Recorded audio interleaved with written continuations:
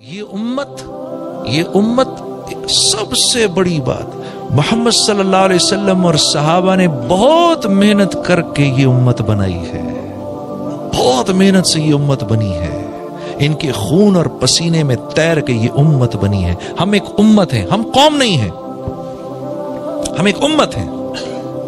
We are not a nation, we are an امہ، ہم امت ہیں۔ اور من حیث الامہ ہماری تعریف ہوئی بھی ہے قرآن کے اندر، من حیث الامہ۔ دوسری قوموں کا بھی تو ذکر ہے۔ ہاں تھوڑی دیر بیٹھنا، جانا نہیں، ابھی بہت دور سے آیا ہوں میں، ایسے نہیں چھوڑوں گا میں، ٹھیک ہے؟ آپ کو نعت بھی سناؤں گا انشاءاللہ۔ من حیث الامہ آپ دیکھو تو صحیح، قوم عاد کے بارے میں اللہ کیا فرما رہے ہیں، نافرمان تھے ختم کر دیے گئے۔ قوم سمود کے بارے میں دیکھو، نافرمان تھے ختم کر دیے گئے۔ قوم لوط کے بارے میں بے حیا تھے ختم کر دیے گئے۔ قوم شعیب کے بارے میں معاملات میں بدمعاملگی کرتے تھے ختم کر دیے گئے۔ جیسے ہی آپ کا ذکر آیا اللہ کا لہجہ بدل گیا، وہ سب ایسے تھے لیکن تم بہترین امت ہو، تم بہترین امت ہو۔ کیوں یا اللہ کیوں؟ ہاں ہماری تو نماز 5 منٹ کی ہے، 10 منٹ کی ہے۔ ہاں ان کے بنی اسرائیل کے عابد 100 سال تک اپنی عبادت گاہوں میں رہا کرتے تھے، 100 سال لگتے تھے۔ ہاں ہم تو صدقہ ایک دوسرے کو دیتے ہیں، وہ غنیمت کا مال پہاڑ پر رکھتے تھے، آگ آ کر جلاتی تھی تو قبول، نہیں تو پڑا رہتا تھا۔ ہاں ہم تو 24 گھنٹے کا روزہ رکھتے تھے، ہم تو فجر سے لے کر مغرب تک روزہ رکھتے ہیں، وہ بھی اللہ کی ذات پر احسان کرتے ہیں۔ ہاں ان کو 10% زکوٰۃ ان پر لگتی تھی، ہمیں 2.5% لگتی ہے۔ یہ کیا یہ کیوں بھائی؟ پھر ہم اتنی بہترین امت کیوں ہو گئے؟ اس لیے کہ جو کام اللہ نے ہمیں دیا وہ کسی اور کو نہیں دیا۔ کنتم خیر امہ، تم بہترین امت ہو۔ لہجہ ہی بدل گیا، پورا لہجہ ہی بدل گیا، وہ ایسے تھے، تم بہترین امت ہو۔ یا اللہ کیوں؟ اخرجت للناس، کیونکہ ہم نے تمہیں ساری انسانیت کے نفع کے لیے ڈھاکے سے، دلی سے، کراچی سے، لاہور سے تم سب کو اٹھا کر ہم کسی کو کہیں پیرس پہنچایا، کسی کو جرمنی پہنچایا، کسی کو لندن پہنچایا، کسی کو نیو یارک پہنچایا، کسی کو افریقہ میں پہنچا دیا، کسی کو ساؤتھ امریکہ میں پہنچا دیا، کیونکہ تم کو ہم نے تمہاری اپنی ذات کے لیے نہیں بنایا۔ اپنی زندگی بگاڑو تاکہ دوسروں کی زندگی بنے۔ ہاں جو اپنی زندگی بنائے گا وہ دوسروں کی زندگی بگاڑے گا، جو اپنی زندگی میں بگاڑ لائے گا وہ دوسروں کی زندگی کو بنائے گا، جو اپنی زندگی میں بگاڑ لائے گا اللہ رب العزت اپنی قدرت سے براہ راست اس کو پالیں گے، چیزوں کے بغیر اس کو پالیں گے۔ اس کو مال کی ضرورت نہیں ہوگی، اس کو چیزوں کی ضرورت نہیں ہوگی، اس کو اسباب کی ضرورت نہیں ہوگی۔ اللہ کی قسم اللہ اس کو اپنی قدرت سے براہ راست پالیں گے۔ اس طرح پل کے دیکھو تو زندگی کا مزہ ہے میرے دوستوں، ایسے پلنے میں زندگی کا مزہ ہے۔ مارا ماری میں کیا؟ یہ تو مارا ماری ہم نے تھوڑی کرنی ہے، غیروں نے کرنی ہے۔ یہ چیزیں انہوں نے بنانی ہیں، وہ انہی چیزوں کے لیے تو پیدا کیے گئے ہیں، ہم تھوڑی پیدا کیے گئے ان چیزوں کے لیے۔ ہاں یہ باتیں آج ایسی عجیب لگتی ہیں، عجیب نہیں ہے، اللہ کی قسم یقین صرف کمزور ہیں، یقین کا بگاڑ ہے اور کچھ نہیں، صرف یقین کا بگاڑ ہے۔ یہ باتیں حق اور سچ ہیں۔ آپ نے نہیں سنا یہ بات؟ جیسا اللہ پاک فرمانے، جیسا میرا بندہ مجھ سے گمان کرے گا میں ویسا ہی ہو جاؤں گا۔ نہیں سنی آپ نے یہ بات؟ پھر کیوں نہیں مان رہا دل؟ پھر کیوں نہیں مان رہا دل؟ کیوں اس بات کو بول نہیں رہا؟ اس مجلس میں جا کے بیٹھ ہی نہیں رہا جہاں یہ بات بولی جا رہی ہے، نہ خود بول رہا ہوں نہ اس مجلس میں جا کر بیٹھ رہا ہوں۔ میں تو صبح کو دکان میں گھستا ہوں اور دکان کا قیدی بنتا ہوں شام تک کے لیے، دکان کا قیدی شام تک کے لیے۔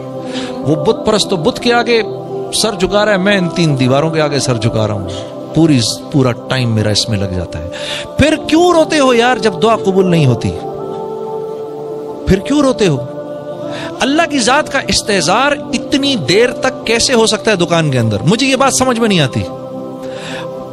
9 گھنٹے دکان میں بیٹھ کر اللہ کی ذات کا استحضار کیسے ہو سکتا ہے؟ مجھے بتاؤ کیسے ہو سکتا ہے اس دور میں یار؟ ہو ہی نہیں سکتا۔ اگر مسجد والے نہیں بنو گے تو اللہ کی ذات کا استحضار ہو نہیں سکتا۔ ایک نماز جماعت سے پڑھی، دوسری نماز جماعت سے نہیں پڑھی، یقین مانو اپنے دل کی کیفیت کو بدلتا ہوا محسوس کرتا ہوں، ایمان کی سطح نیچے آ جاتی ہے ایک دم سے۔ تو جو سارا دن مسجد میں نہیں جا رہا اس کا کیا حال ہوگا؟ اس کو صرف ایک ظلم ہے اس بات کا کہ میں اللہ کا حکم پورا کر رہا ہوں، اس کو دھوکا ہے میں اللہ کا حکم پورا کر رہا ہوں۔ سوچو جو ہفتے میں ایک دفعہ جاتا ہے وہ بھی 5 منٹ کے لیے، 2 رکعت پڑھی اور باہر نکل آتا ہے، وہ کیا اللہ کے حکم پر چلے گا؟ اور سوچو جو مسجد جاتا ہی نہیں، وہ کیا اللہ کے حکم پر چلے گا؟ چل ہی نہیں سکتا میرے دوستوں۔ اسی لیے اللہ کے نبی نے فرمایا جس کو مسجد جاتے ہوئے دیکھو اس کے ایمان والے ہونے کی ضمانت دو، اس کے، یہ اس نمازی کے نہیں جو یہاں اس نے ادھر نماز پڑھی ادھر چلا گیا پھر وہاں یہ کر دیا وہاں یہ بول، نہیں، جو مسجد جس کو باقاعدگی سے جاتے ہوئے دیکھ رہے ہو یہ مسجد جا رہا ہے، یہ بنے گا، چاہے یہ کتنا ہی بڑا شرابی، جواری، بے حیا، جو کچھ بھی ہے یہ بن جائے گا۔ کیوں؟ یہ مسجد جا رہا ہے۔ تو میرے دوستو ایسے تو پھر بات نہیں بنے گی، پھر روتے کیوں؟ میرا یہ کام نہیں ہو رہا، میرے وہ کام نہیں ہو رہے، پھر روتے کیوں ہو؟ جب ایک آدمی اپنی ذمہ داری پوری نہیں کرتا تو پھر ذلت اس کا مقدر بنا دی جاتی ہے، ذلت اس کا مقدر بنا دی جاتی ہے۔ میں نے پہلے آپ سے کہا تھا ہمارے ساتھ وہ معاملہ نہیں ہے جو دوسروں کے ساتھ ہے، ہمارے ساتھ وہ معاملہ نہیں ہے۔ ہمیں ہماری، جیسے میرا بچہ ہے نا، ایک میرا بچہ ہے، وہ نافرمانی کرے گا میں تو نہیں چھوڑوں گا اس کو، میں تو پٹائی کروں گا اس کی، میں پکڑوں گا اس کو۔ ہمسائے کا بیٹا جو کرتا ہے کرتا پھرے، ہاں۔